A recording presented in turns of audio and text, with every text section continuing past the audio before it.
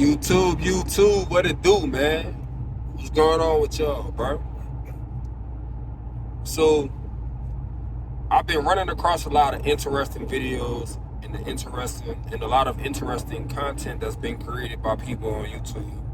When you're talking about, who's the greatest player, NBA player of all time, and I see a lot of people debunking different narratives about certain players, and I find that very interesting. And sad to say that I'm also coming to the realization that it don't matter what videos are up, it don't matter how much time the content creator spent putting that content together, all the research that go into that, the journalism and everything that you went through to make that video and put it out there for the masses. That shit don't matter. People feel the way that they feel about whoever players they like.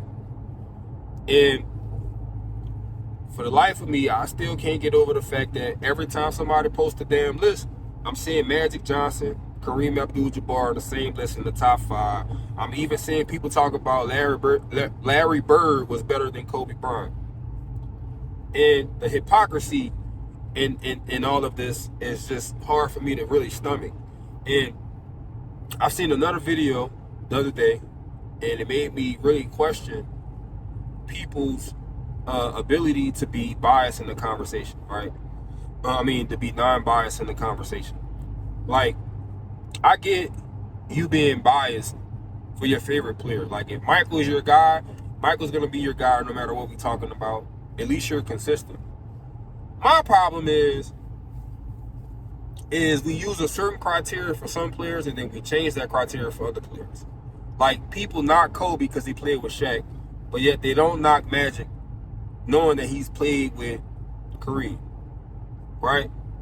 And for me, that shit just don't sit well with me.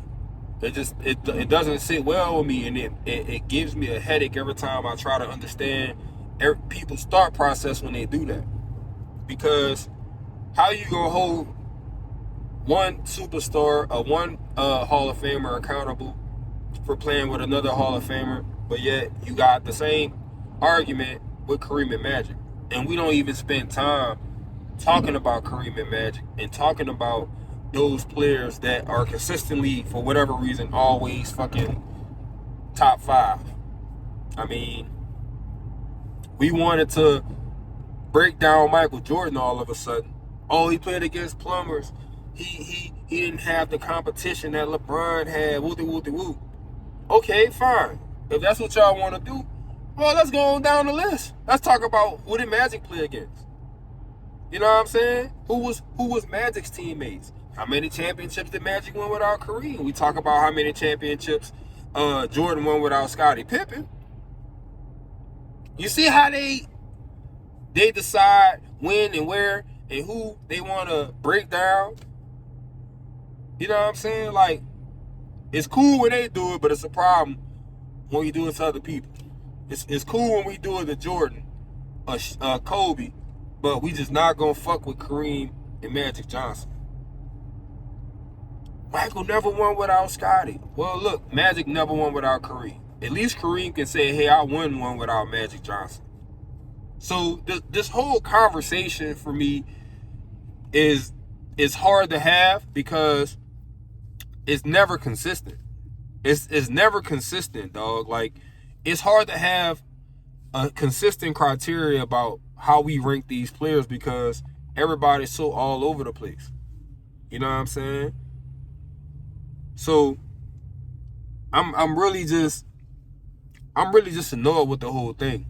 But I mainly made this video, man, to bring up the question, like, okay, when are we gonna start looking at the other players on the list and start holding them to the same standard like we hold other players that we talk about being on the list?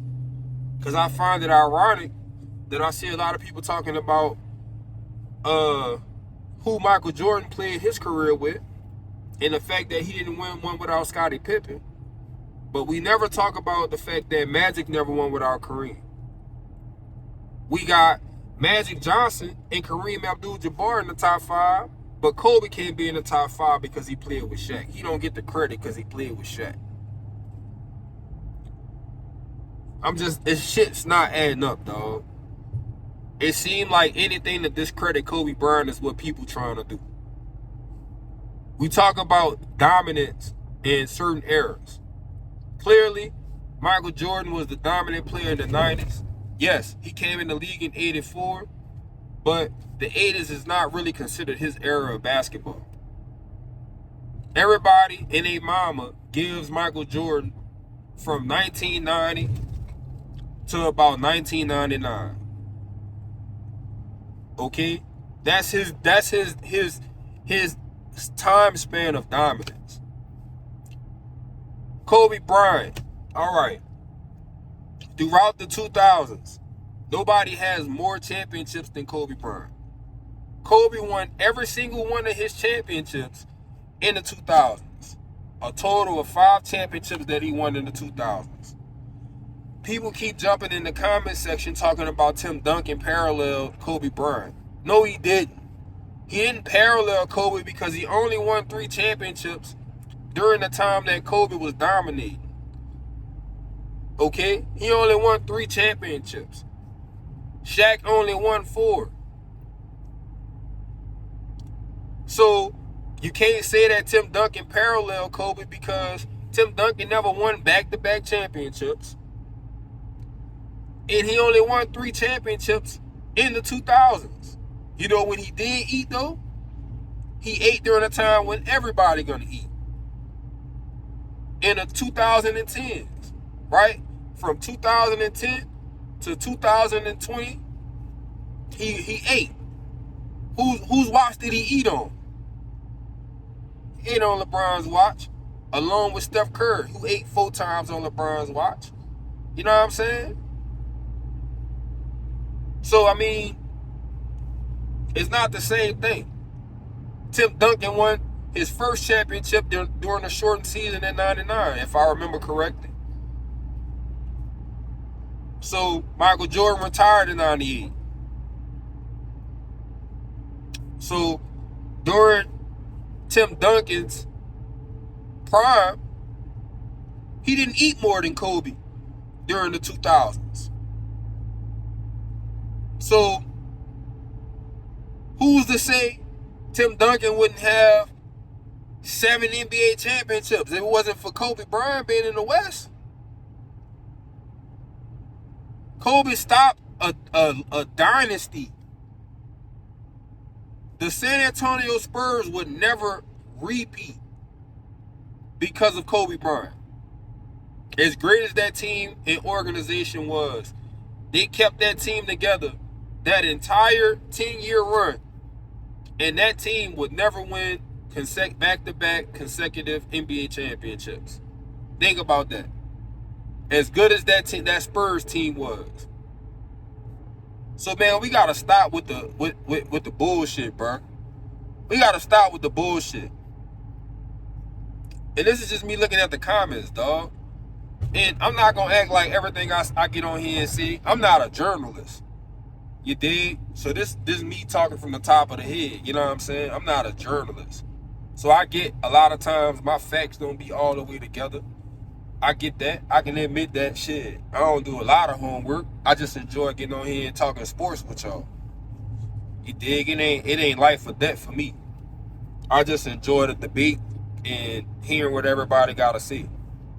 I'm just joining in. You feel me? But at the same time, when we do talk about it, like I said, there's no consistency in how we judge these players and where they rank. And man, people just have a certain like and dislike for certain players. I don't dislike LeBron, but I don't like him over Kobe. That's my opinion. I think consistently, we all have Michael Jordan as the greatest basketball player to ever do this shit. But we try to make arguments to show why possibly he not the GOAT either.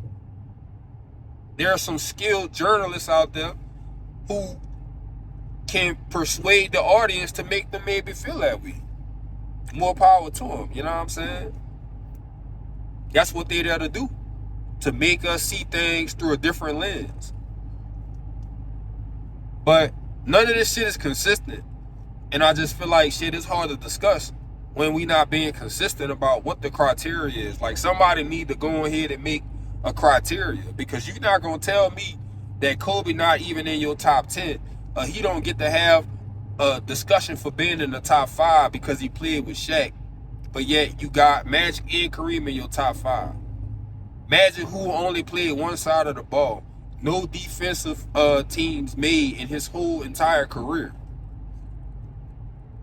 We really got people on here talking about Kobe not clutch, and that you would rather have the ball in LeBron's hands at the end of the game, when I don't know how many people done got on here and told y'all, done did the work and done told y'all that during the last 2 minutes of a game, LeBron statistically gets worse. Like, outside of Michael Jordan and Kobe Bryant, I don't think there's a clutcher player. But y'all go with these narratives because LeBron's your favorite player. It's cool. All right, cool. That's, you do what you do. You go with what you go with. But LeBron is one of the only players that we can think of that has the examples that he has of him just not wanting the ball in the last 2 minutes of final seconds of a game. Like, LeBron is one of the only players that the discussion and narratives have changed so that he can be considered the GOAT. Shit that we never cared about. All that efficiency shit came into play for him. For him, dog. We just blatantly forget about the fact that Kobe Bryant played in one of the slowest eras in history. One of the most defensive eras in history. And was still able to do what he did. We just gonna gloss over that. He wasn't efficient. He wasn't efficient. Like, bruh, man, knock it off, man. Knock it off, man. Anyway, that's all the time I got for y'all, man. I just had to get that off my chest, man. Man, y'all subscribe. Damn police riding behind me. They about to try to get me a ticket. But they just don't know I'm good. Hey, I got all my shit together. You can't pull me over. They mad because I'm in the scat. We in the scat over here. And they all up on my bumper trying they playing chicken with me, I guess. They trying to scare me or whatever. But anyway, man, y'all subscribe to the channel, dog. Leave me a comment. Let me know what y'all think about what I had to say. Man, like this video, bro. Get this bitch to 1 billion likes if y'all can, so that YouTube will show this video to more people. Straight up. And I'll see y'all on the next one. Peace.